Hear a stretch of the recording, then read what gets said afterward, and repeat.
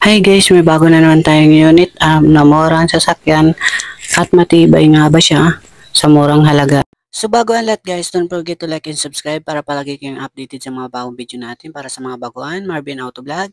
So bagsak presyo tayo palagi. Open cash, financing, and trade-in. Tara, check na natin yung unit. So ayun na nga guys, ang ating Hyundai Ion 2015. Ayan, manual transmission. So running condition siya, maganda siyang tumakbo guys. Ayan. So sabihin ko na yung kanyang issue kaya mura siya, 190,000 is wala siyang aircon at wala siyang battery. So ipapagawa nyo na lang talaga guys.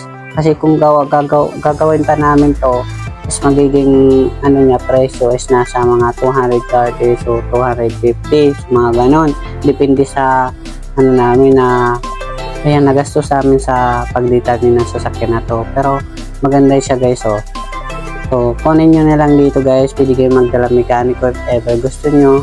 Yan, open test drive. Kayo nang bahala mag-check dito guys. So, maganda pa naman siya. Nung nag-try ako dito, nagtanong ako dito guys. Nag-search ako kung anong may mga katanungan kasi dito. Nasasagot niya. Matibay po ba ang 2015 Hyundai Ion? Yan. Yan yung tinanong ko guys na manual natin. Ito nga yung binablog natin. Ito ang Hyundai Ion manual ng 2015 ay kilala sa kanyang matibay na contraction at mababang maintenance cost.